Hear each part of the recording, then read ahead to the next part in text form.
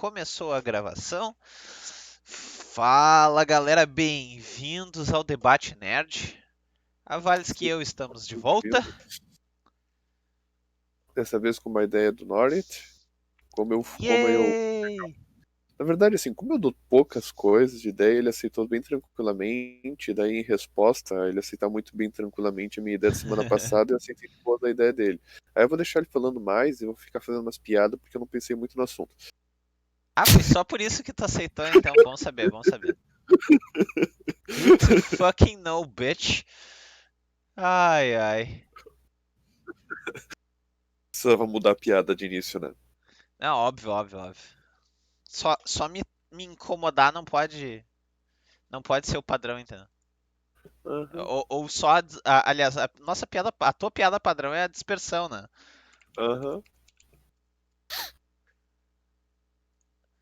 Mas então, gente, a gente hoje decidiu falar sobre como lutas afetam, como lutas são construídas bem feito ou mal feito e quais são os alicerces de uma boa luta. Eu não coloquei uma imagem aqui, aliás, tem algumas imagens aqui que incluem boas lutas e algumas imagens que incluem más lutas no sentido narrativo, ao menos do meu ponto de vista. Do ponto de vista do Avalsk, eu acho que isso é um pouco diferente. O que Sim, significa que hoje a gente vai discutir bastante, o que é bom. É um bom sinal. Sinal de que a gente essa escolheu o tema ideia. direito. Uhum. E, a meu ponto de vista, uma boa luta, ela é obrigatoriamente o equilíbrio de três alicerces. O primeiro alicerce é um alicerce narrativo. Aí pode ser, dentro do alicerce narrativo, tu pode ter uma luta que seja motivada por um confronto de filosofias, tu pode ser uma luta que representa a relação entre essas personagens, ou pelo Interesses. menos o interesse entre os personagens. É o caso do exemplo da. Quando a gente entrar na parte da Azula contra o Zuko, eu vou bater mais nessa tecla. Ou ela pode ser minimamente ela representa o encerramento do arco da tua personagem. E isso entra aí já os outros dois elementos, os outros dois alicerces que eu quero bater na tecla, porque quando é um encerramento, o balanceamento da luta se torna uma coisa muito importante. O balanceamento é o poder, vamos dizer assim, que um narrador tem de fazer tu esquecer o que tu já sabe, que é o mocinho vence no final. É aquela coisa, por mais que o mocinho vença, a gente tem que ter a sensação de que ele pode perder, pelo menos. Exato, tu tem que de alguma forma esquecer o que tu sabe e entrar na luta de tal forma onde tu não tem essa certeza mais. Isso, Uhum. na minha opinião, às vezes acontece porque tu viu o vilão derrotar o mocinho ao longo da história. Isso às vezes simplesmente acontece porque o desafio da luta para o mocinho é um desafio bem equilibrado, ou porque uma coisa que uma versão de balanceamento mal feito, que é muito comum, é o Deus Ex Machina começar a acontecer de um lado e do outro e tu jogar com quem é que tá vencendo a luta pra cima e pra baixo o tempo inteiro. Uma coisa que eu coloco, que eu defino assim, que a luta, em termos narrativos, ela tem que ter um propósito para fora da luta. Uhum. Os personagens não podem estar simplesmente lutando, não, porque nós precisamos lutar. Esse é Inclusive, esse é o o meu detalhe problema com narrativo Dragon que eu tava Ball. trazendo. É, assim, Sim, sim. Dragon Ball tem muito esse defeito. O, eles. Ah, mas tem história. Sim, mas a história não é bem construída. Pois é, Então, não adianta. ele brigou com o Dragon Ball. Agora a gente vai apanhar nos comentários. Ah, O terceiro alicerce pra mim é, putz, narrativa, balanceamento, eu concordo com os dois, espetáculo. tá? Espetáculo. Para mim, as lutas são verdadeiramente memoráveis quando tu tem quando o combate é feito de um jeito interessante. Tem várias. Uma coisa que torna pra mim, por exemplo, e a maioria das pessoas não vai concordar comigo nesse ponto, mas o motivo pelo qual eu considero a luta da Hinata contra o Neji tão interessante é porque, do ponto de vista marcial, é uma luta bem construída. A coreografia da luta é interessante. O que me lembra que eu esqueci duas lutas interessantes de Naruto entre as imagens. Ah, eu vou dizer que o que me. Assim, tu basicamente colocou as mesmas coisas que eu coloco, só que com outras palavras. Eu geralmente uso a primeira palavra, que é a questão da luta ter um propósito para fora dela, né, que é a questão narrativa. A segunda questão que tu colocou, eu geralmente chamo de equilíbrio de forças. Uhum. E o terceiro ponto eu chamo simplesmente de coreografia.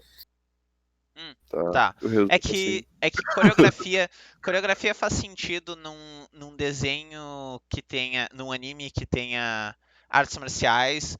Coreografia faz sentido em alguns tipos de combate, Mas não faz mas sentido quando tu tá falando de duas naves espaciais dando um tiro uma na exato, outra. Tá, então exato. é por isso que eu É por isso digo, que eu não, por isso que eu eu falei do uso, espetáculo.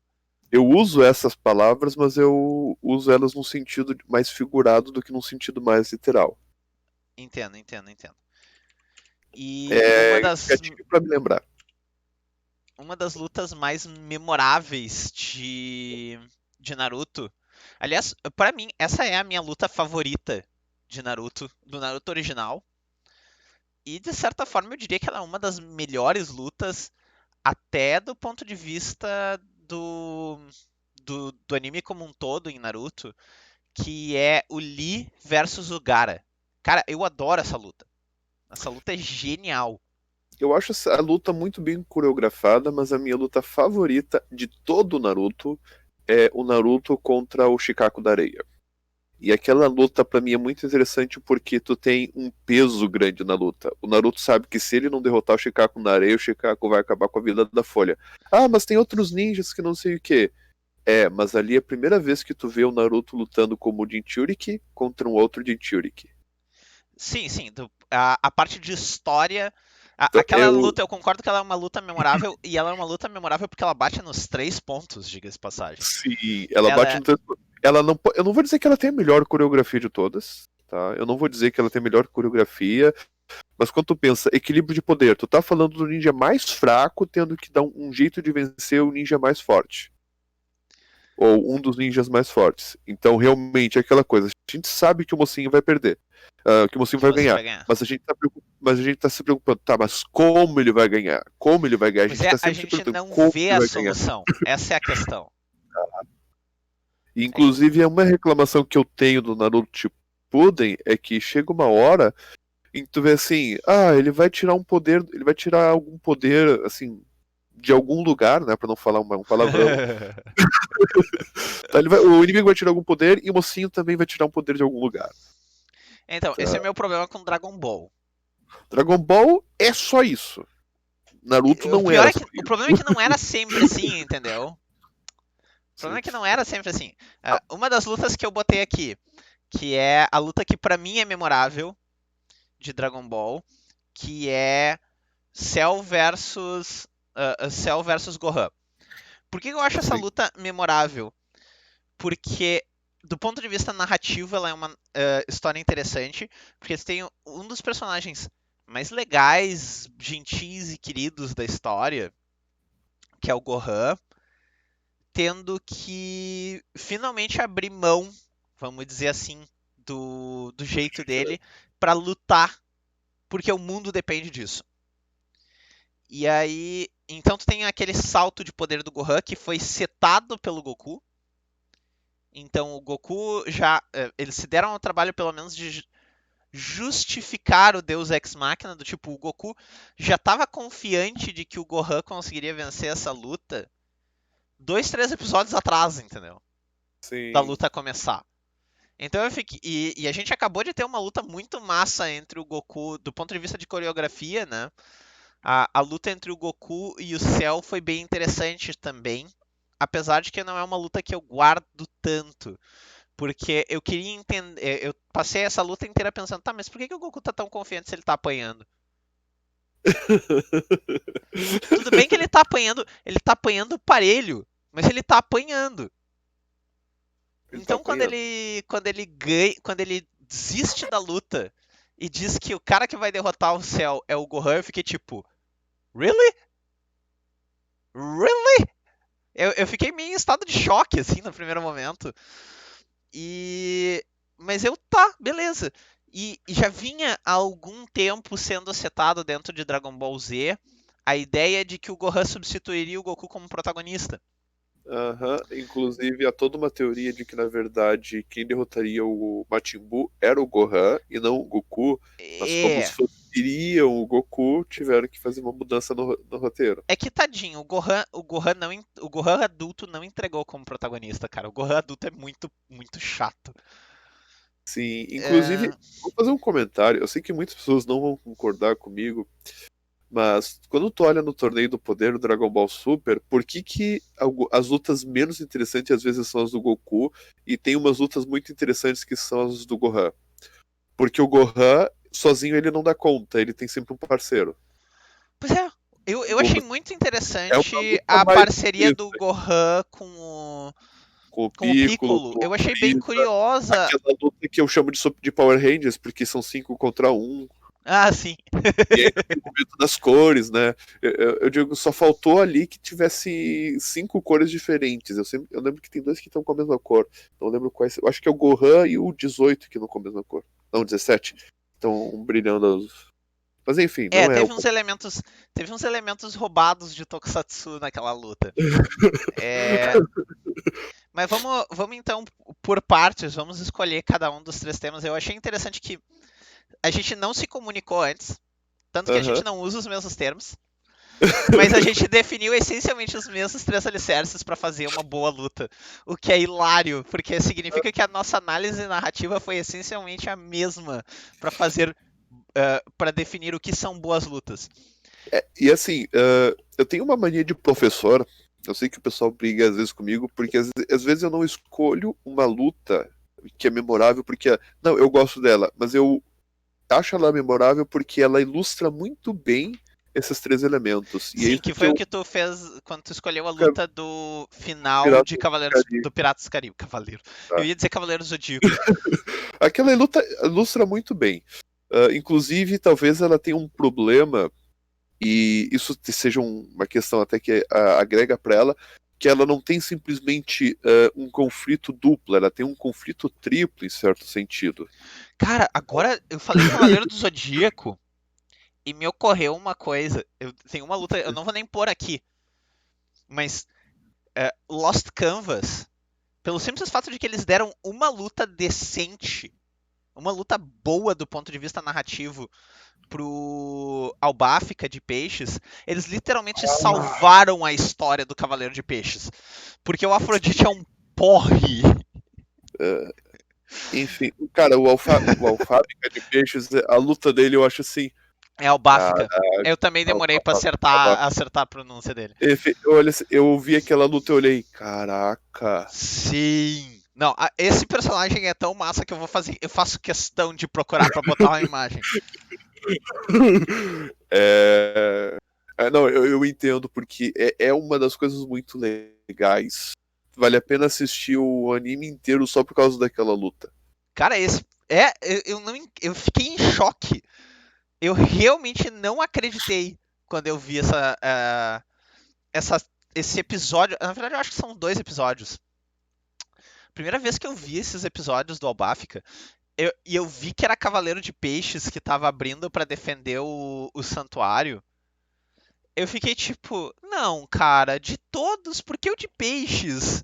No Porque final, eu fiquei, caralho, ele é oh, muito foda.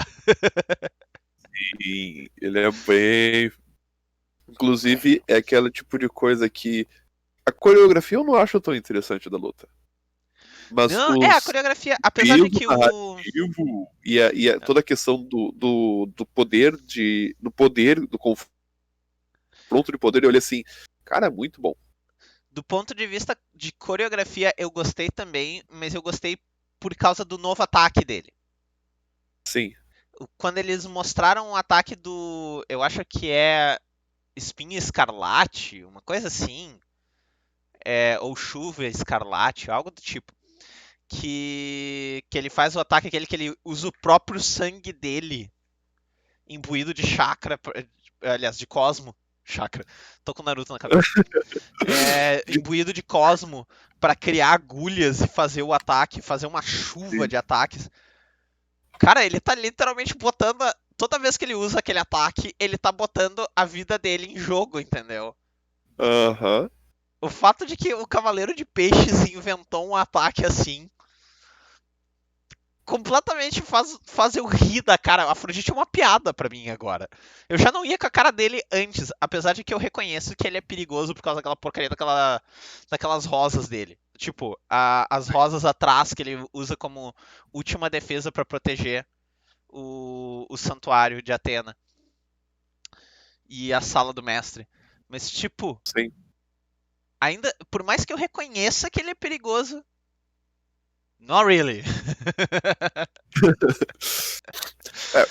Eu até acharia interessante comentar as lutas do Ikki, mas as lutas do Ikki são sempre lutas do tipo Deus contra Deus, né? Porque é sempre um cara muito forte pra enfrentar o Ikki, que é um imortal. Então, cara, o Ikki contra o Shaka é interessante. E eu Sim. vou te dizer assim, ó, eu acho que o Ikki é o único que entrega aquela luta. Porque, tipo, todos os outros, tu me dizer que eles derrotaram o Shaka, eu vou dizer, não, o Shaka deixou eles vencer. É, Tu precisa de uma explicação muito baboseira pra tu me convencer que qualquer um dos outros, sendo que eu não sou fã do Ikki, cara, eu não considero o Ikki o mais interessante dos personagens. eu acho ele É, mais divertido. Eu acho ele mais divertido porque ele tem umas falas que eu olho assim, caraca, meu. Tipo assim, ele é o Burukutu por excelência. é que, tipo, o Ikki pra mim ele existe na história pra resolver a merda. Tipo, quando tu Ele é um botar um deus inimigo que ninguém mais narrativo. dá conta, põe o Ikki. E basicamente o que fazem? Sempre colocam um inimigo, mostram que ninguém dá conta, mostram que juntos eles não dão conta e daí introduzem o É Wiki. tipo isso. É Então, tipo basicamente, isso. o que é o Wiki? O Wiki é o cara que tem quatro outros personagens que é pra construir hype pra luta dele. É tipo isso. É bem aí. Pior de tudo é o E aí, seguinte, cara. É que e assim, todos os outros. se não fosse isso, ele não seria tão memorável. O que é memorável é o cara é construído. A gente é enganado pra gostar, achar que o Wiki é forte todo desse Então, jeito. esse é o grande. Esse é o traje cômico da coisa. É, o Ikki não é o mais foda deles, do ponto de vista de força. Só que o problema é que os outros são tão palerma. Eles precisam de tanto. Vamos dizer, de certa forma, tanto esforço narrativo pra justificar de onde é que eles estão tirando o poder pra lutar naquele nível, que tu realmente acredita quando o Ikki chega e dá uma surra neles quatro, sabe? Uhum. Porque, na minha humilde opinião, o Ikki é o único deles que consegue lutar com a força total dele o tempo inteiro.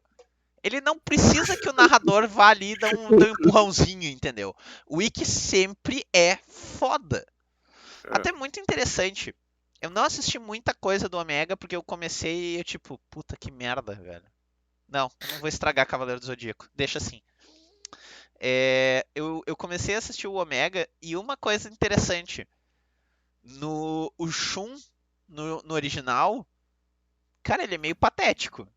aham, Sendo que na real ele é apelão quando tu para pra pensar, porque ele é o único que consegue manter uma certa distância dos oponentes. sim. Num anime onde o combate é um combate marcial. Aí tu vai assistir o Omega. Meu, o Shun deixa o Ikki pra trás no Omega. O Shun é muito foda. E eu fico, ok, finalmente pegaram. Isso aí deve ter sido alguém jogando o jogo de luta. Porque nos jogos de luta, todos eles, o Shun é muito cavalo. E aí, do tipo, ok, vamos traduzir os jogos de luta pro anime. E aí o Shun ficou apelão pra caralho. Nos jogos de É. luta, até pra justificar pra todo mundo, nos jogos de luta, por que o Shun é apelão, tá? Porque o Shun tem um alcance desproporcional. E o Sim, ataque dele, ele vai fazer um ataque que é pra cobrir. A maioria dos jogos de luta que usam sistemas muito básicos de combate, tu tem um ataque que tem alcance horizontal e tu tem um ataque que tem alcance lateral. Para essencialmente tu ter tridimensionalidade, quando o cara se esquiva pro lado, o ataque que tem alcance horizontal não acerta ele.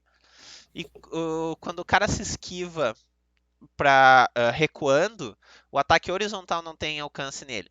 Essa é a situação para a maioria dos personagens. É assim que funciona para tu, vamos dizer assim, equilibrar um jogo que nem o jogo do Naruto em termos de luta. Só que aí tu tem uns personagens que nem o Gaara, por exemplo, ou o Shun, onde o ataque lateral deles tem um alcance de 270 graus. E aí tu pula, tu faz a versão do jogo. Eu vou usar uma expressão de Naruto aqui, porque é o único que tem o nome. Mas tu faz a versão do jogo do Kawarimi, que tu pula para trás do oponente, e dependendo do movimento que tu fizer, tu é atingido pela porra do ataque lateral dele. Esse é o problema. Isso torna o Shun. E o problema também, o Shun, por causa da corrente. Porque a corrente, se eu não tenho enganado, ela tem um dano proporcional dependendo de que ponto da corrente te pegou. Então, quanto mais junto do cara tu tá, mais dano tu dá. Então, do tipo, tu não toma muito dano. Só que tu não consegue combar nele. Aham. Então tu te esquiva e tu ainda leva o hit. E ele segue o combo dele. Então o ataque, tu te esquivou e tu ainda tomou. Ou seja, para jogar contra o Shun, tu tem que mudar totalmente o teu jeito de luta, que é, tu tem que começar a bloquear. O Shun é o único oponente do jogo inteiro de Cavaleiro do Zodíaco que tu tem que saber bloquear bem ao invés de saber fazer a versão do jogo do Kawarimi. Que é uma questão de timing, é tipo um parry. Sim. E aí eu fico olhando, tipo, vai tomar no cu, programador de merda que inventou esse personagem. Eu não sei se foi o programador ou foi o game design o problema aí. Tudo Não bem, me mata o parece, game, vai tomar no cu game designer, não tem problema.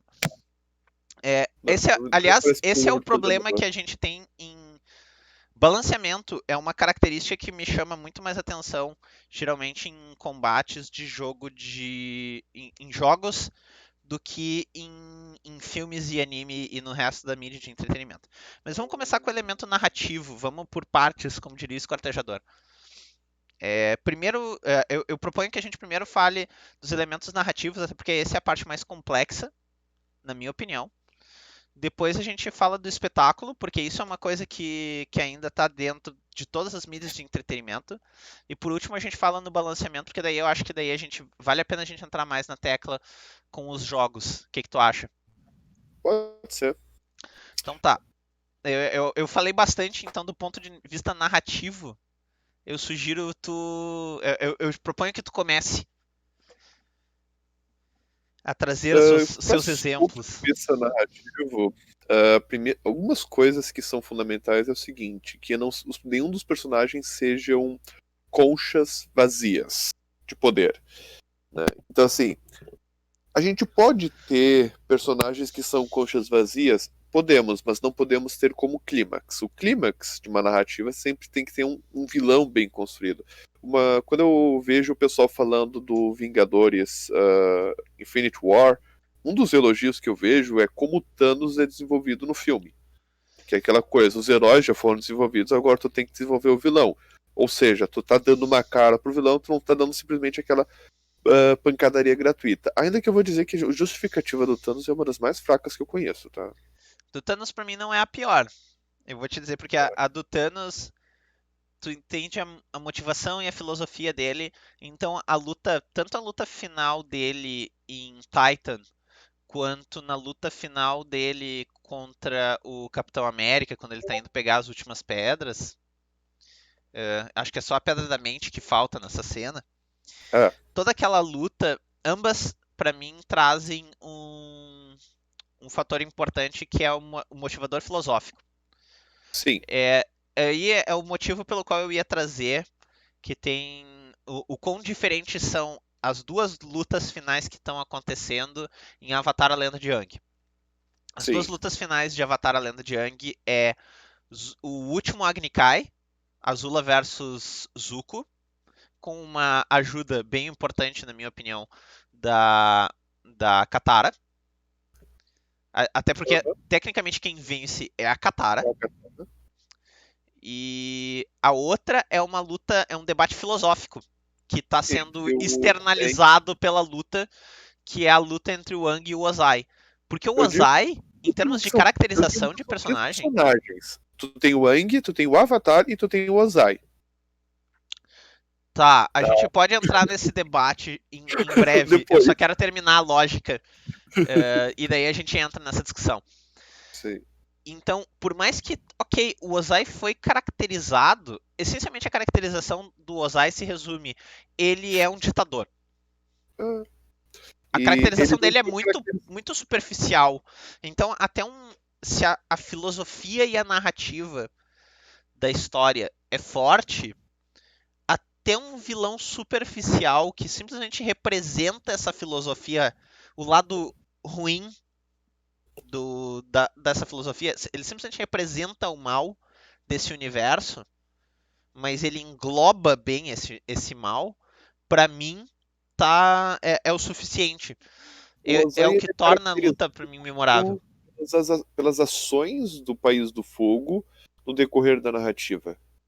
Então, esse é o ponto. O Ozai, ele é caracterizado também por todos os caras que estão fazendo, todos os dobradores de fogo que estão fazendo mal no decorrer da história.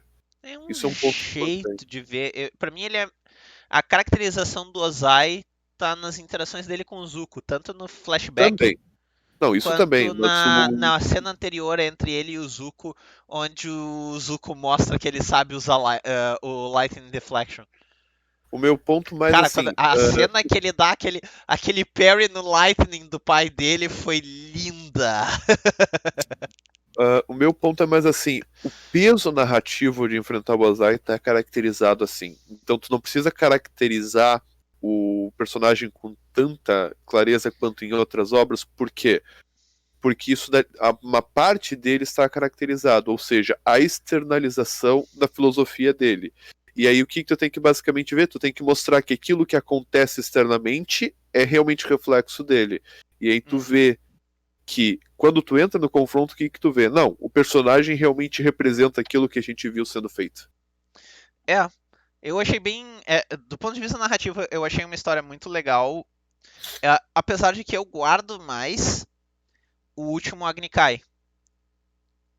Porque ele representa.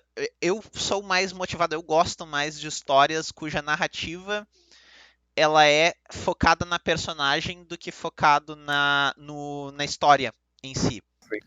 E em o último Agni Kai, ele representa a decadência da Azula Uhum. e e a prova absoluta de que a Azula não funciona em uma situação de paz, diga-se de passagem.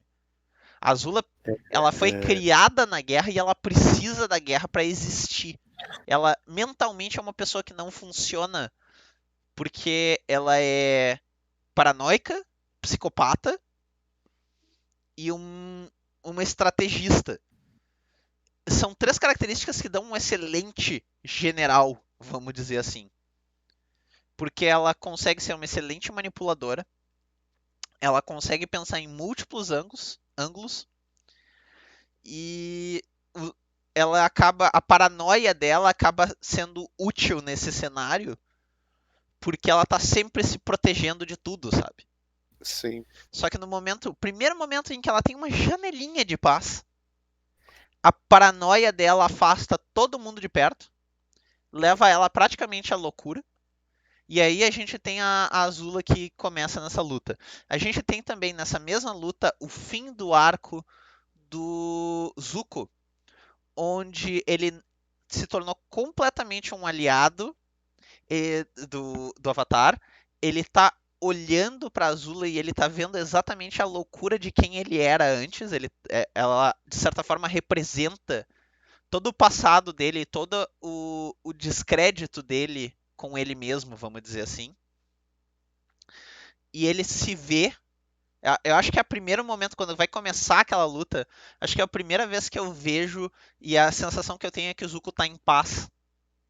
Muito, Sim. é a primeira vez que eu olho pra ele e eu reconheço a influência do Iroh, que é o meu personagem favorito dentro de Avatar, a Lenda de É. Aang, cara. E o Aliás, Avatar tem uma coisa muito interessante, porque no final no final do desenho, estão acontecendo 4 lutas. Tem o Sokka, que eu não lembro o que ele tem que impedir de as naves, os as naves, Zeppelins, ele tá ajudando. Ele e a Zeppelins. Toph estão controlando os O, Zeppelins. o, o Aio tá reconquistando o Bar Singse. Sim. Então, assim, tu tem 4 confrontos acontecendo ao mesmo tempo e cada um deles mostra perspectivas diferentes de uma mesma guerra acontecendo. Apesar de que aqui entre nós, o Iron em Bassancé, a gente sabe que ele vai ganhar. Sim, A aqui gente tá do tipo, a gente só tá vendo, ok, se o Ozai é foda assim, como lutando, como é que será que tá o Iroh? Eu acho que aquilo ali foi um pouco de fanservice, assim, do tipo. a minha leitura é mais ou menos assim, que a luta do Aio em Bar Singse é basicamente, ó, esse é o segundo mais poderoso de fogo. Aham. Então imagina quem é o mais. Tanto que a Apesar de que luta eu diria assim, ó, o Iroh se tu pega ele assim, ó, depois dele ter o Iroh depois dele ter treinado e recuperado a força, a capacidade física dele, ele versus Ozai, eu não sei quem vence, cara. Eu acho que ia ser tete a tete. Só que eu acho que o Iroh não teria as duas questões aqui. Eu acho que o Iroh não teria sangue frio para dar o golpe final, então eu acho que ele perderia.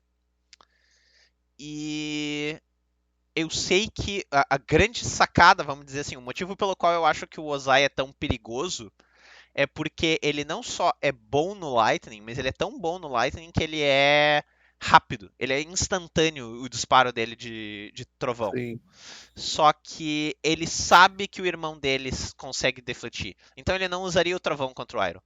Eu acho. Tá? Se ele usasse, ele perderia. Aí sim, aí eu acho que o Iroh ganhava. Mas eu não vejo em nenhuma situação.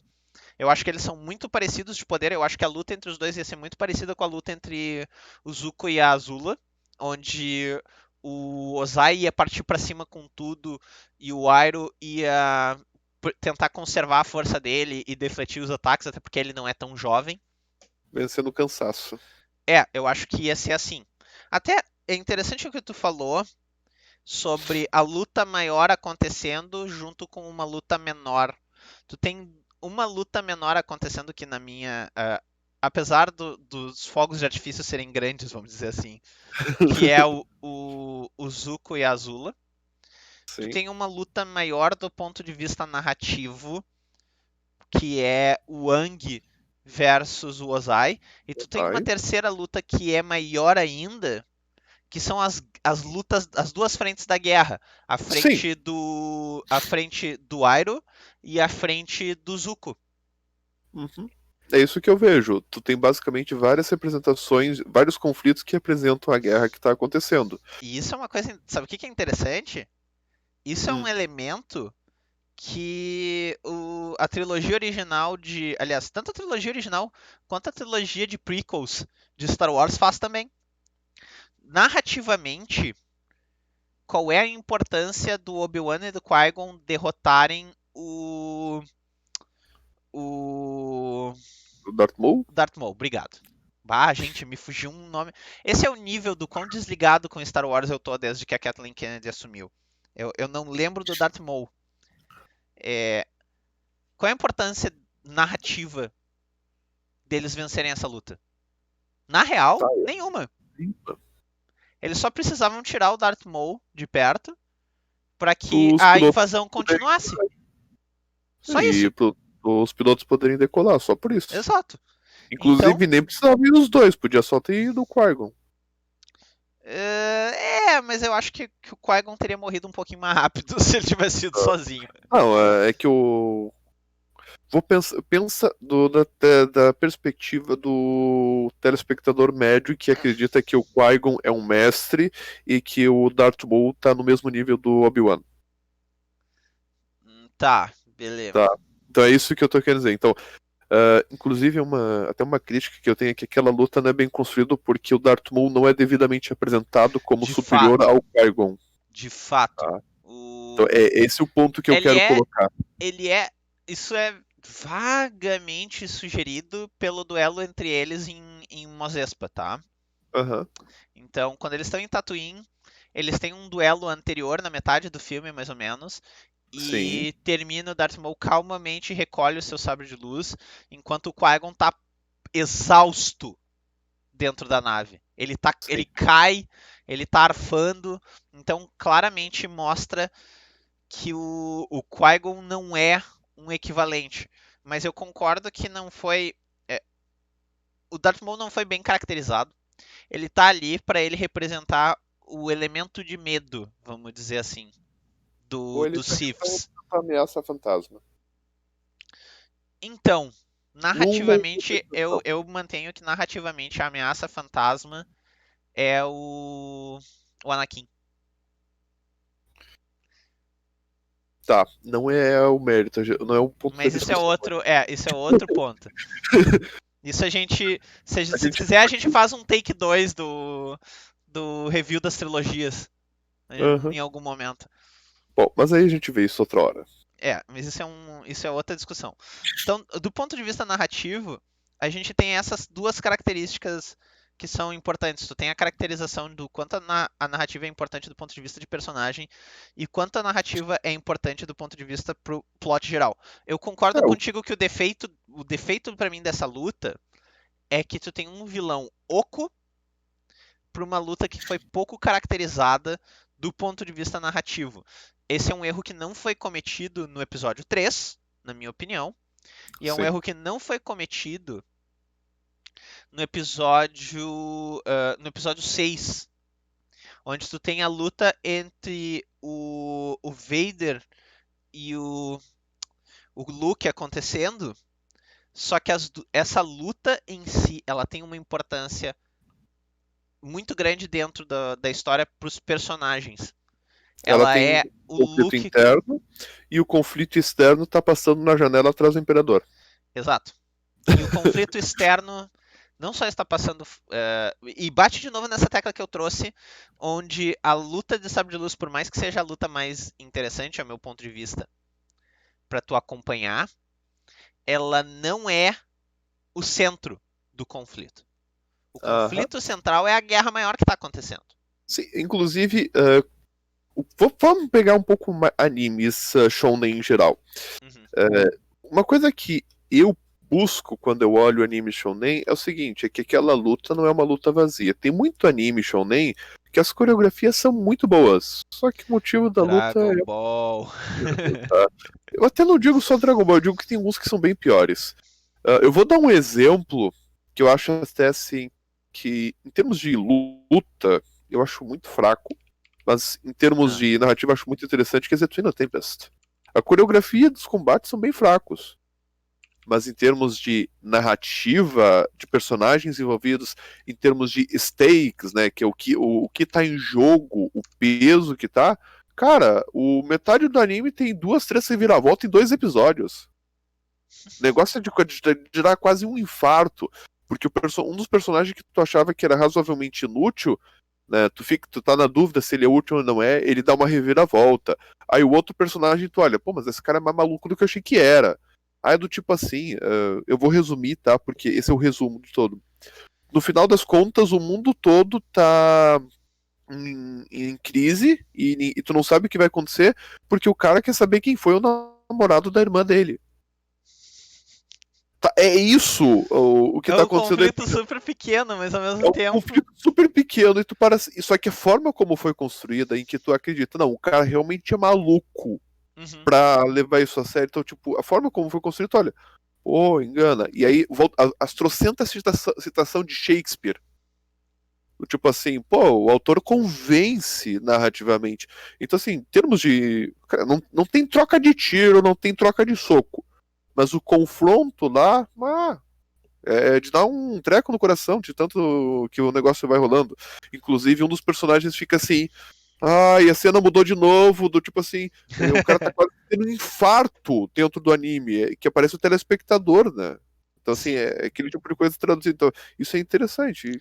Você tem no Hum, Tempest, não tem grandes cenas de ação. Em contrapartida, tu olha que tem muitos animes que os caras colocam um cara com katana sem superpoder, dando uma coça nos caras que estão armados com fuzil. sim. Tipo, oi? Pelo menos explica direito.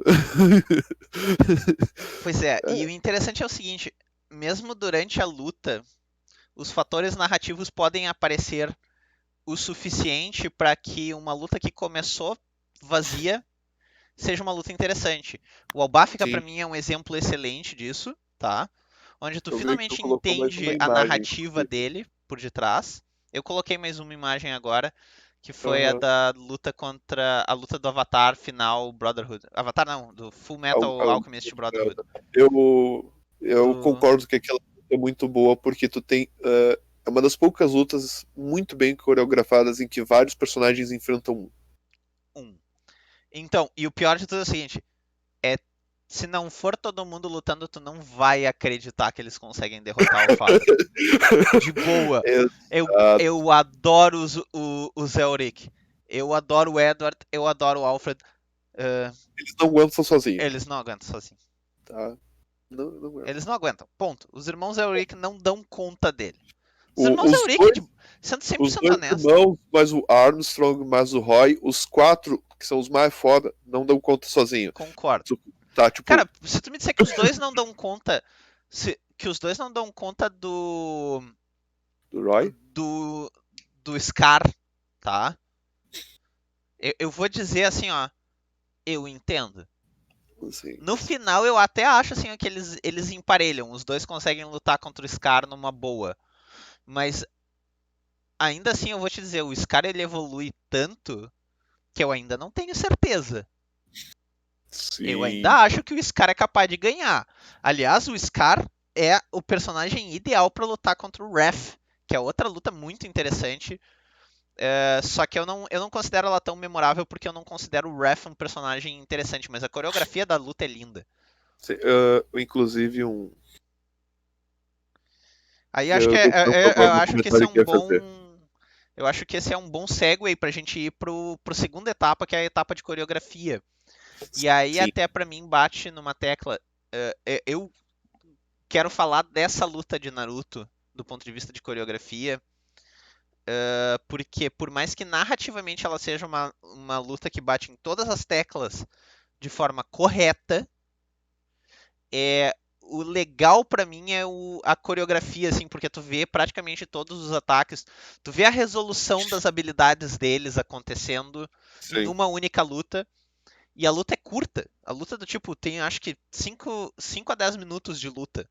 Ela é metade do último episódio, Aham, que eu é lembro que a uma luta das coisas. de Naruto contra Sasuke no final Sim, de Shippuden. eu não sei se eu vi um vídeo ruim, tá? Porque eu Ah, não parei pra olhar o episódio em si, eu parei pra pesquisar um vídeo. Só que o vídeo que eu vi, um dos problemas que eu percebi nessa luta é que ela era muito cortada. Eu acho que eu peguei um vídeo ruim.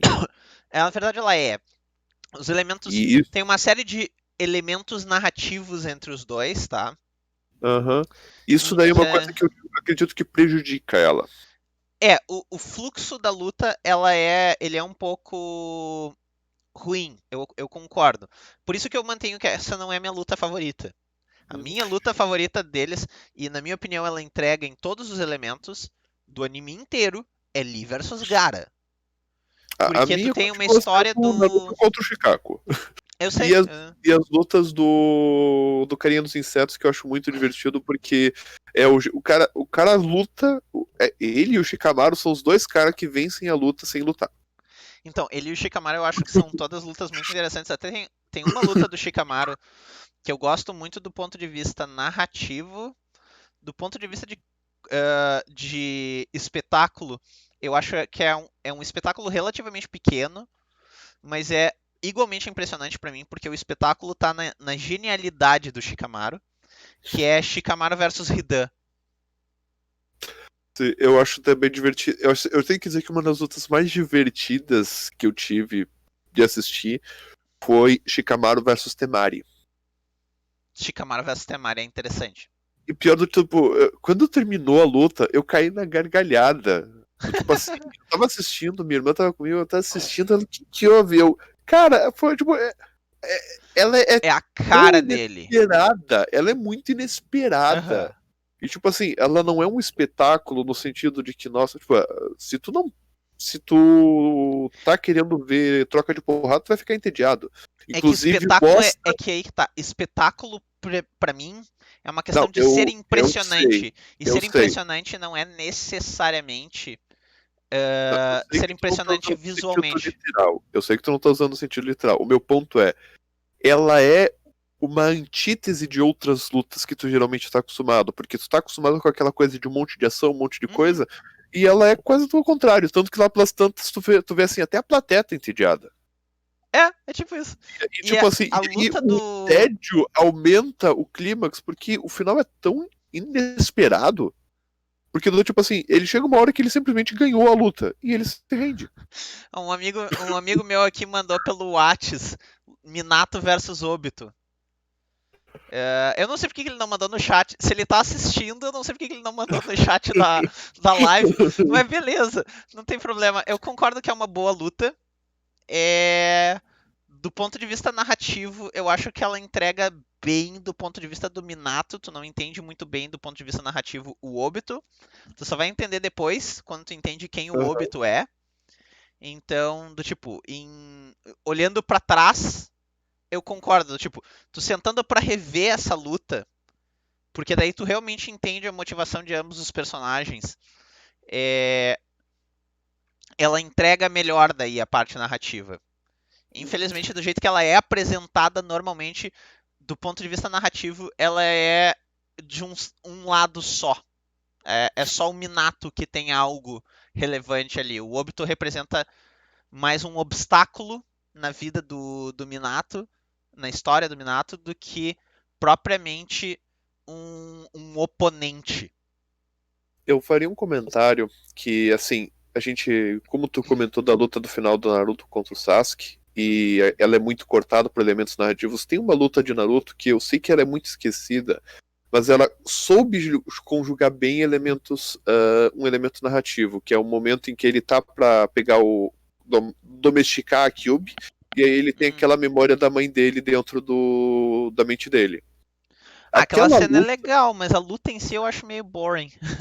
A luta é muito entediante, só que ela tem uma coisa do elemento narrativo que eu acho interessante, que é o seguinte: o Naruto tá pra perder, ativa e tal, e aí aquela coisa, os teus cabelos, ele diz pra mãe, teus cabelos são bonitos. E daí a mãe diz pra ele É que assim, ele é o segundo homem a elogiar os cabelos vermelhos e dela. aí ela diz, e tu vai ouvir a frase que todo homem que diz isso tem direito a ouvir, eu te amo. E aí troca a cena e ele tá dando uma coça na Kyuubi. Aham. Do tipo assim, ele encontrou um ânimo, que aquela luta ela não é uma luta externa, é uma luta interior, né? Ele encontrou um ânimo para não se deixar dominado pelo ódio que a Kyuubi ali no momento tá representando. Do tipo assim, ok, em coreografia, fraca, em stakes, ok, a coisa em peso tá em jogo. Mas em termos narrativos, ela é bem feita. E ela Sim. é feita para ser rápida. Aquela luta não pode durar. Aquela luta não, ela não tem peso pra durar. Esse é o problema. Uhum. Até achei engraçado que agora que nós entramos na parte, tu acabou voltando um pouco pra parte narrativa, mas do ponto de Sim. vista de espetáculo me surpreende que agora tu não quis entrar na luta do Piratas do Caribe, porque do ponto de Ah, vista eu ia geral, entrar, eu ia entrar nela daqui a pouco. Eu tava esperando a gente terminar a parte do tá. Naruto. Piratas do Caribe pra mim, o primeiro filme entrega muito bem os elementos narrativos fazendo parte da luta, sem Sim, sacrificar os espetáculos. Por exemplo, a luta entre o Jack. A primeira luta entre o Jack e o Will, onde eles estão dentro do blacksmith, dentro do ferreiro ali, dentro do troço. Aquela luta é muito interessante do ponto de vista. A coreografia é simples, tá? Mas do ponto de vista sim. marcial é uma luta interessante. E ela Uhum. mostra, ela serve ali, ela não serve um propósito narrativo de conclusão, ela serve um propósito narrativo de caracterização, que eu achei muito Ah, interessante. Ela é uma luta do ponto de vista narrativo focada em personagem, mas ela tá focada em trazer. Claro que existe o conflito entre os dois, onde os dois têm uma filosofia drasticamente diferente, apesar de ser simples uma filosofia muito rasa, onde um é um pirata e o outro é contra piratas, simplesmente por ser. Uhum. Desse ponto de vista, até ela é bem fraca, mas ela é uma, ela caracteriza os dois personagens. Ela caracteriza o Will como um excelente esgrimista, um esgrimista inclusive superior ao Jack. Ela caracteriza o Jack como sendo uma pessoa que está mais do que disposta a lutar de forma suja. Uhum. Mesmo assim, mesmo sendo menos que o Will, ela caracteriza a competência do Jack. E, mais importante, nós estamos vendo o nosso protagonista lutando contra um anti-herói. E é a primeira vez que a gente olha e reconhece. Não, peraí, mas o Jack é perigoso. Então, um dos personagens que roubou a cena e que é um coadjuvante muito legal, muito interessante, muito importante para a história, de repente é lembrado para todo mundo que ele não é um mocinho. Ele é um anti-herói na melhor das hipóteses. Então, Inclusive, uma essa é uma coisa das minhas lutas utilizada favoritas. no quarto e no quinto filme do Piratas do Caribe. Sim, para mim essa é a grande falha dos novos Piratas do Caribe, é que ele é o Os protagonista e ele três, não tem peso para ser os, protagonista. os três primeiros filmes eles funcionam bem exatamente porque o Jack ele não tem ele não é um protagonista solo, se tu pode dizer que ele é um protagonista. Inclusive é meio difícil de dizer, eu já tive discussão se era o Will ou o Jack o protagonista. Tem gente que diz que é o Jack, mas considerando o 4 o 4 e o 5. Eu olho assim, o Will em certo sentido tem mais cara de protagonista do que o Jack. Do Pelo 1 menos ao no começo. 3, do 1 ao 3, o Will é o protagonista do mesmo jeito que no primeiro filme de Star Wars, por mais que Star Wars como um todo seja a história da família Skywalker, do episódio 1 ao episódio 6, tá? Episódio 7 em Uhum. diante que se exploda, não existe pra mim. É, É spin-off. isso aí. O protagonista do primeiro filme é o Obi-Wan. Aham. Até, de certa forma, eu diria talvez a Padme. Mas o Anakin é um personagem totalmente secundário no primeiro filme. Não, E eu não tô o querendo Will, ele é o dizer que eu protagonista discordo do de 1 ao ti. 3.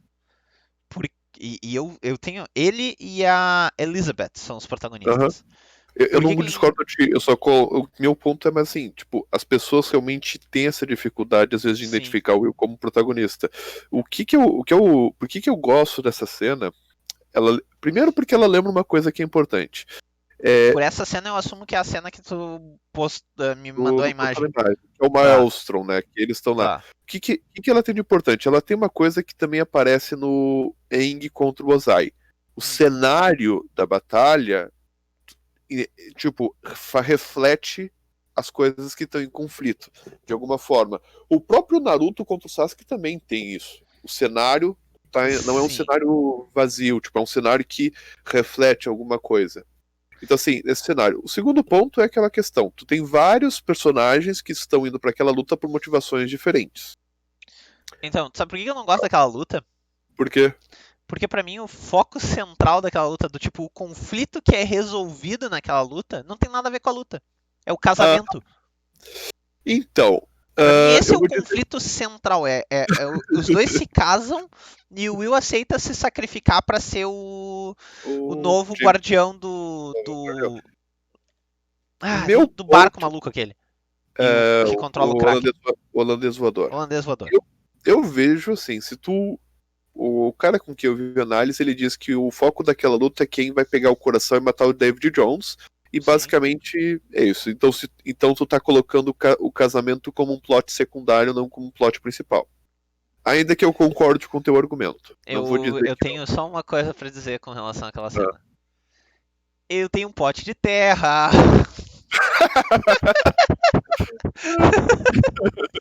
Então, e o que é interessante é o ponto assim.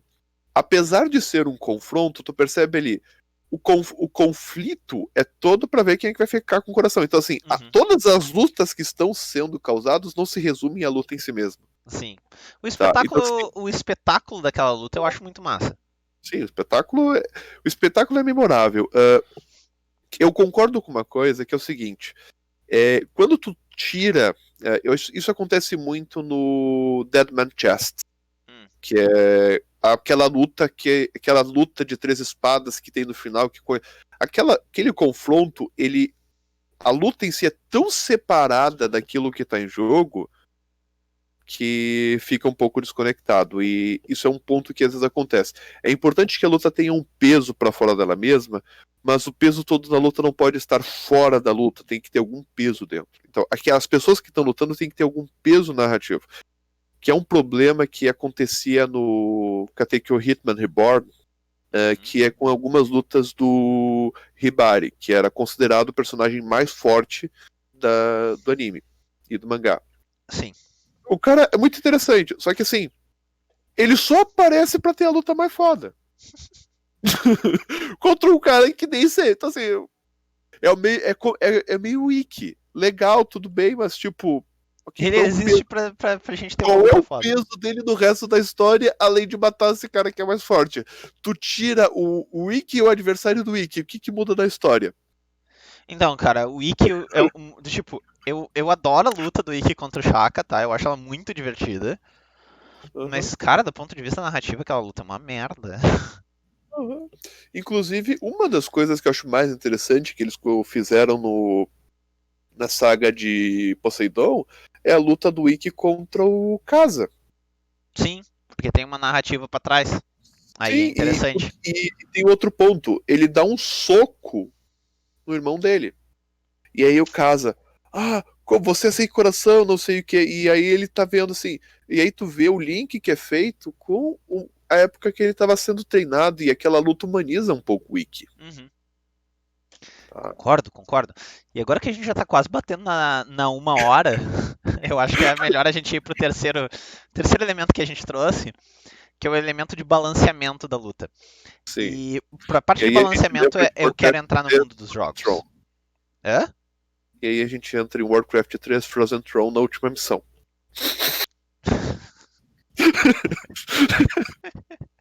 Não pretendia ir pra essa, mas tu pode depois defender teu ponto. É uma Ah, piada, porque tá. aquilo lá é do tipo assim, o personagem. Tu tem tanta coisa contra ti que às vezes chega a dar raiva. Beleza. Balanceamento. Geralmente, como a gente estava comentando, uma das coisas que tem que uma boa luta faz é gerar a incerteza de como é que o herói vai conseguir vencer, ou até se ele vai conseguir vencer, que é o Sim. motivo pelo qual a luta entre o Ozai e o Wang é memorável. É Aham. o motivo pelo qual, para mim, o principal defeito daquela luta é o Deus Ex Machina que acontece, que é o Wang O modo recuperar do Avatar. nada o modo Avatar. E é por isso que eu digo que tu pode dizer que são 3 pessoas em confrontos. Porque na verdade, assim, se tu. Se o Wang tiver resolução no modo Avatar, não vai ser o Wang que venceu, vai ser o modo Avatar que venceu, e é isso um conflito anterior da narrativa. Então, assim, eu concordo com tudo que tu coloca, tá? Porque Uhum. eu acho que foi mal introduzido a tal ponto de que não parece tanto isso que eu tô dizendo. Não parece um conflito entre 3 partes, o Wang, o modo Avatar e o Ozai. Parece só o Wang que ativa o modo Deus Ex Machina e Exato. enfraquece o Ozai. Tipo, é isso que parece. É. Então, E se tu o pensar pior de tudo é o desse seguinte, jeito, cara. Do ponto de vista puramente de habilidade, o Wang estava sendo pressionado, mas eu acredito que ele conseguia vencer. ele tava fazendo a mesma coisa que o Ivo faria. Exato, ele tava segurando a luta, ele tem poder de ataque, na minha opinião, e Sim. ele tem versatilidade. Essa pra mim era o ponto-chave. Ele tem uma versatilidade O Ozai que não o tem. Ozai não tem. O Ozai Aliás, só tem força bruta. é, é por aí. Do ponto de vista de balanceamento, isso é uma coisa que eu acho interessante muitas vezes em jogo. E o Nemesis é o motivo pelo qual o Nemesis pra mim é um inimigo tão memorável em Resident Evil 3. Resident Evil 3, na minha opinião, é um dos Resident Evils mais medíocres da série principal, tá? Pegado 1 ao 7. Só, por quê? Porque tu é introduzido do nada com a Jill, não tem praticamente outros personagens. A história da Jill é meio fraca por mais de metade do jogo. A história da Jill só começa a ter um pouquinho mais de profundidade depois que o Carlos é introduzido e os mercenários são introduzidos, então é lá para o meio do jogo. E o jogo foi feito claramente às pressas, porque teve um monte de reaproveitamento de cenário do segundo jogo para o terceiro. Tanto que o remake do 3 foi feito, cara, num estalo, sabe? Foi muito rápido. Porque também teve muito reaproveitamento de coisa do 2, do remake do 2 pro 3. E ainda assim, o Nemesis, pra mim, é se não o mais memorável dos inimigos. Por quê? Porque ele começa sendo um obstáculo intransponível. Tu sempre foge dele. À medida que tu vai entrando no jogo, o teu personagem evolui. Tanto do ponto de vista narrativo, que o personagem da Jill daí é bem mais aprofundado e a história em si começa a ter alguma coisa de história, mas tu começa a estar mais bem equipado, tu domina, como jogador, tu domina melhor o controle do jogo, porque, vamos ser honestos, os controles da trilogia original de Resident Evil são um inferno. A metade da dificuldade está nos controles. Boa parte da dificuldade dos jogos originais está no controle, eu concordo plenamente. E no último momento, a última luta contra ele, tu tá, na verdade, utilizando de ferramentas do cenário. Tu tá usando uma Railgun. Sim. E uma coisa que eu acho legal dessa luta, inclusive, e de outras lutas de Resident Evil, é como eles tornam crível que o protagonista vença um monstro daqueles. Sim. No 4 eu já ficava muito incomodado com, por exemplo, a luta contra o Salazar. Ok. Cara, o Leon é estupidamente foda. É muito insano que o Leon conseguiu fazer tudo que ele fez no 4. Assim, tem uma parte que eu digo que quando eu joguei, eu tava tão concentrado em ver os controles que eu não prestei muita atenção. Mas quando eu vi o vídeo, eu ri, que é a parte que ele tá esquivando dos lasers. Sim. Aquela parte eu olhei assim, cara, eu acho que o Kai-Goldin não faria isso. O Yoda, talvez. Sim, cara. Bom, o primeiro suplex que eu dei com o Leon, eu me dobrava de rir. E isso, claro que o suplex tu dá num inimigo menor. Sim. Mas a ideia de que tu tem que ser estupidamente forte do ponto de vista. O teu torso tem que ser uma tora pra conseguir aguentar dar um suplex num homem adulto. É muito estúpido, por cara. isso que é legal ver o Onizuka dando suplex. Boa. Ai, ai. Quem não pegou a referência, GTO Great Teacher Onizuka. É muito bom, cara. Aliás, se vocês não viram esse anime ainda, assistam. É muito bom. Tem live action, tem dorama, tem um mangá. Acho que tem 2 dorama, inclusive. Se não me engano, num dos live action, o cara dá um suplex no diretor. Tá, tipo, é caracterizado. Tem um que, se eu não me engano, ele não dá. Tem um que ele dá. Ai, ai. Enfim. GTO e Golden Boy são excelentes, cara. Golden Boy eu não parei pra olhar. Eu parei pra olhar alguma coisa de GTO. E, inclusive, eu li o mangá do GTO, pelo menos uma parte. A todos assistindo, eu recomendo Golden Boy, são 6 episódios. É super curtinho. Mas já aviso, assim, ó. Só pra maior de 18, gente. Golden Boy é pesado. Golden Boy é bem, bem chulo na sua comédia. Ok. Tá, isso dito, já fizemos. A gente até fez pouco paralelos hoje. Tô chocado, eu acho que é porque a gente sabia que o material que a gente tinha que cobrir era meio denso. Eu não falei até agora, mas uma luta que, do ponto de vista de balanceamento, ela é uma das lutas mais justas pra mim dentro de Dark Souls, é a luta contra o Artorias. É uma das lutas mais difíceis do jogo, só que porque ela é muito difícil pelo seguinte, o Artorias te dá poucas janelas de ataque. Então, ele é muito agressivo. Os teus espaços de ataque são relativamente pequenos. Se tu tiver com uma arma pesada, como eu fui contra ele a primeira vez que eu joguei, eu estava usando uma espada de 2 mãos, as tuas janelas de ataque são muito pequenas. E diga-se de passagem, a arma que tu faz usando a alma dele é uma espada de duas mãos também, o que é me deixou extremamente feliz, porque essencialmente a gente estava fazendo um duelo, os dois com espadas de duas mãos. Eu achei muito massa. Do ponto de vista narrativo, é uma história muito interessante. Spoiler para quem não jogou Dark Souls 1, o Artorias, ele era um dos cavaleiros do deus Gwyn dentro da história. Ele era um dos 4 mortais escolhidos pela divindade central da história.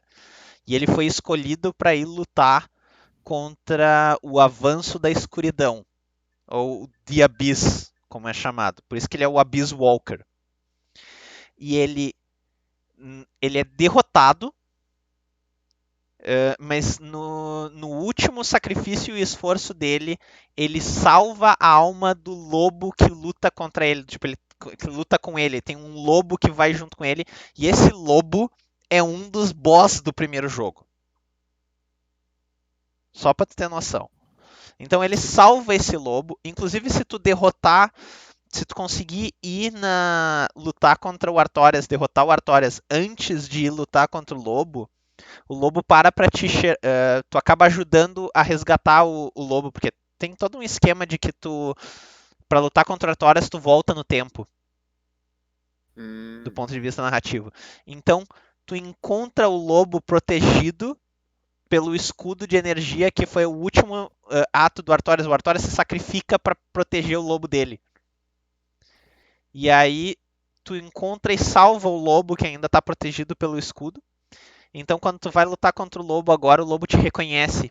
Ele te cheira, ele pega a espada do Artorias, que tá no túmulo dele, e dá um uivo como quem indo, tipo, quase tá chorando que ele vai ter que lutar contra o inimigo, contra o amigo dele, a pessoa que salvou ele da escuridão. Mas ele sabe que tu precisa do anel do Artorias, que tá dentro da tumba dele, e que ele tem um dever de proteger essa tumba, sabe? Ele não vai deixar tu simplesmente roubar a tumba do dono dele. Então ele, para proteger a tumba do dono dele, é uma pessoa que, vamos dizer assim, ele ama, ele vai ter que lutar contra um amigo dele que salvou a vida dele, sabe? No Então, Dragon Age Inquisition tem uma missão secundária que pra te completar ela tu tem que abrir as covas de um cemitério élfico e aí tu vai encontrar uns itens que vão permitir acessar a cripta daquele cemitério e lá tu vai poder conter uma fissura do imaterial. E aí quando tu tá entregando a missão, o cara diz: ah, porque eu te espionei e vi que tu violou o cemitério. E aí tu perde pontos com ele. Mas eu vi também que tu precisava fazer isso para poder chegar na cripta e realmente resolver o problema. Então, do tipo, ok, tu fez um negócio que eu não gostei, mas no final das contas tu tava tu tinha certo. que fazer, do tipo, era o certo Aí a se do fazer. tipo, exatamente, aí tu ganhas toda a pontuação, tu só termina a quest com a pontuação máxima assim. Só Sim. que é interessante tu ver essa questão narrativa, do tipo, ele vai assim, eu sei que não tá muito bem feito porque tu pode violar as covas sem abrir a cripta, se tu não se antenar e explorar tudo. Então tu pode só ter parte do diálogo. Interessante, interessante. Então, isso é o único problema de por que não tá bem construído, porque primeiro ele tá construído em blocos, né? Uhum. Mas é interessante tu pegar pra ver. Essa missão, a única coisa que eu acho interessante é isso, tá?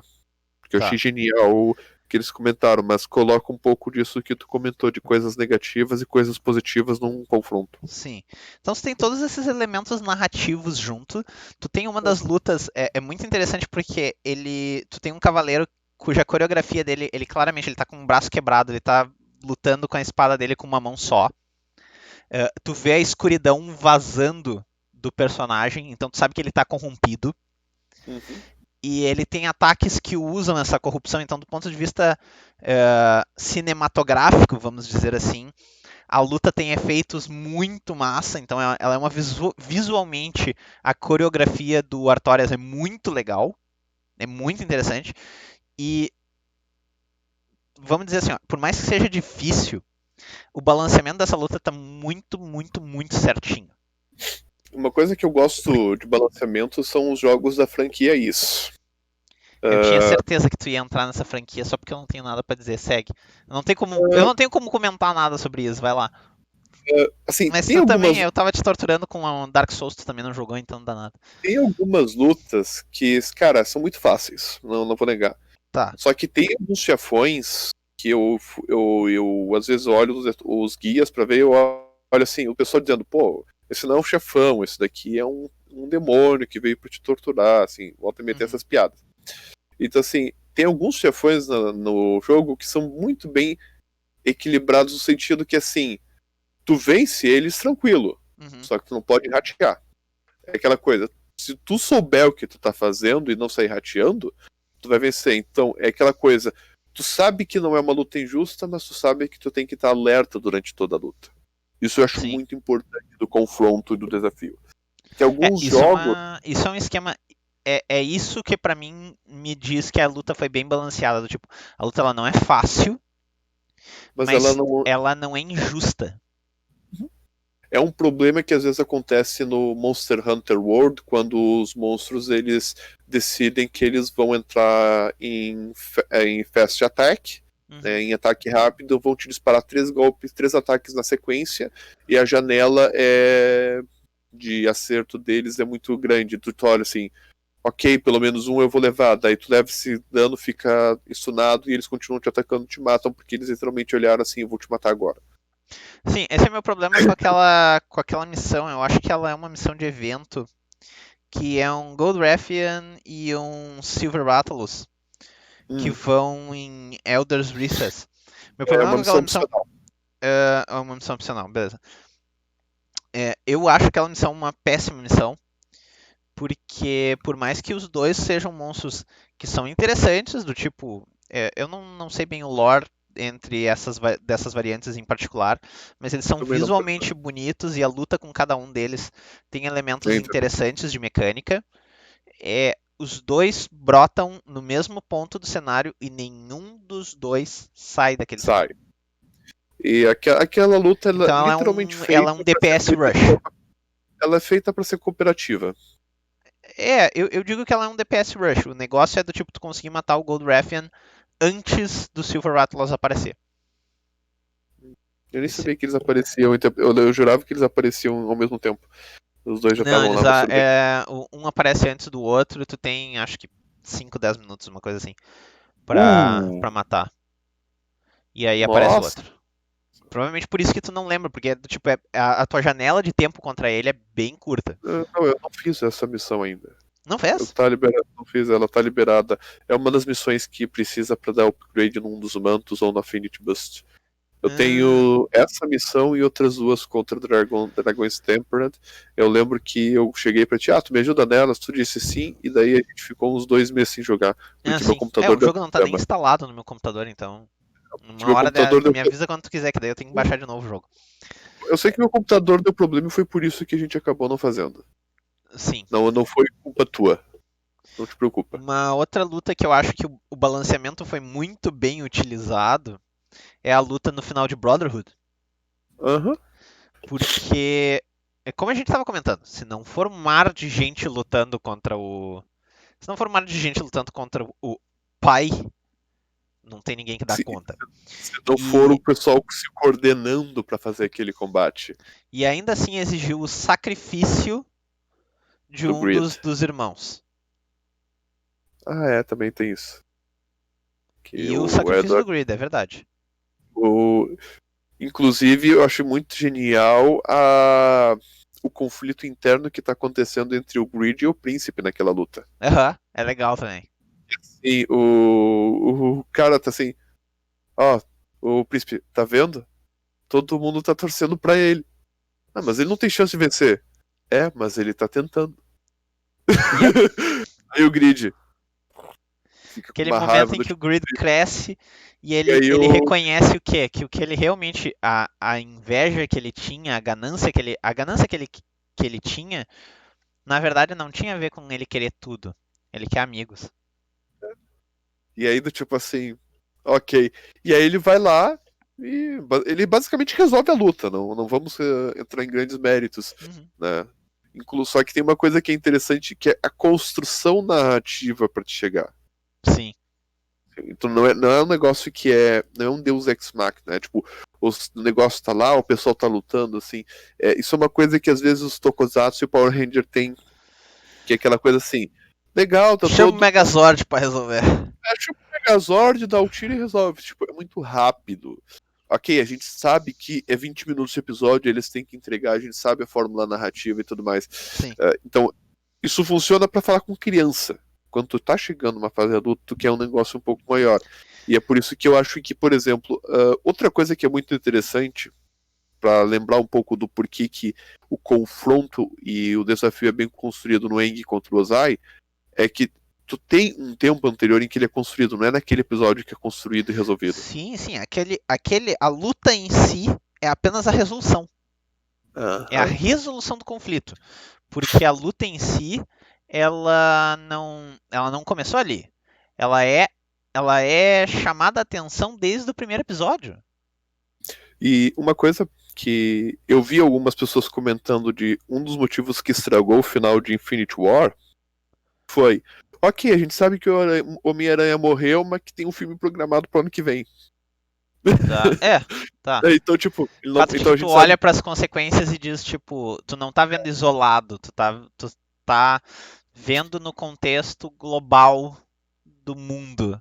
E aí tem uma coisa que eu digo que seria uma forma muito eficiente de tu resolver esse problema, que é tu reduzir, tu modificar um pouco a narrativa, e ao invés de tu ver de a cena dramática ser o Homem-Aranha e os heróis morrendo, é tu ser, por exemplo, um planeta sendo destruído porque os Vingadores não conseguiram deter o Thanos. Eu não sei, cara. Eu Tá? particularmente acho que Infinity War foi um filme brilhante. Não, eu não Eu tô acho dizendo que que. Eu não tô Endgame dizendo foi que o o filme é ruim, único do. eu tô dizendo como resolver o drama dessa questão. Porque o peso narrativo maior era pra ser a morte dos heróis. Só que tu sabia que eles iriam voltar porque tinha filme programado. Então, assim, como tu resolver esse problema do filme? Não tô falando dos outros problemas e das É que pra outras mim não é um qualidades. pro... é que pra mim não é um problema do filme. Pra mim o filme Não. entregou do tipo, até eu vou te dizer assim, ó, destruiu o É um planeta, problema do destruiu time de um. marketing que divulgou o filme antes do horário. Beleza. Do tipo, Outra mas não é forma um, de não é ver. culpa do filme, sabe? Eu acho que pra mim uma destruição de um planeta é diferente de tu matar um personagem que tu tem uma relação com. Aham. Não, eu É, entendo isso que tu então quer eu acho dizer. que Tu o teria que eles que. fizeram foi perfeito porque tem impacto. Só que isso dali foi estragado pelo time de marketing. É, pra variar. Não. Time de marketing é aquele tipo que olha assim, o problema é que esse jogo não vendeu porque o público é machista. Ah, mas não são vocês que disseram que não era um filme pra homens? E eu achei que a gente ia conseguir passar um episódio inteiro sem largar uma opinião polêmica. Contraditória. Valeu, Polêmica. valeu, cara, valeu. Eu achei que. Eu tinha esperança que em A 1h17 a gente já falou mal gente de não ia falar de Goku. A nada gente já polêmico. falou mal de Dragon Ball hoje. É real. Tá, não. Tá? A A gente gente vai já fez apanhar. coisa. A gente vai apanhar. Ainda bem que a gente não usa os nossos nomes verdadeiros aqui, porque senão eu já tô Não esperando. uso nem minha foto. Ah, é pior, tem a minha foto, tô fudido. Então tá, hoje eu já sei que eu não vou conseguir ir no mercado porque vai ter uma legião de fãs de Dragon Ball me esperando na saída. Alguma colocação final, meu caro? Não, até porque se a gente for fazer colocação final, a gente vai umas 2 horas. Esse episódio por si só já foi longo e a gente rushou o final, na minha E a opinião. gente, e a gente focou. É, e a gente focou. Essa é a parte mais engraçada da história. Gente, valeu, continuem lutando. E hoje eu tenho, de colocação final, eu tenho um pedido para todo mundo que estiver vendo isso no YouTube, para quem estiver vendo isso como vídeo no Twitch. Deixem nos comentários a luta favorita de vocês, a luta que para vocês é uma luta memorável. E quem sabe, se tiver muitas lutas legais, a gente faz até um episódio 2 falando sobre essas lutas. E aí, se a gente for discordar muito, a gente vai brigar com vocês. É exato. Mas aí vocês podem. Aí vocês participam do debate com a gente. Aí vocês chegam no Twitter. O que a gente de fato tem. Não que eu tenha usado muito, mas a gente tem. Grande Marketing abraço a todos. gratuito. Até mais. Continuem lutando.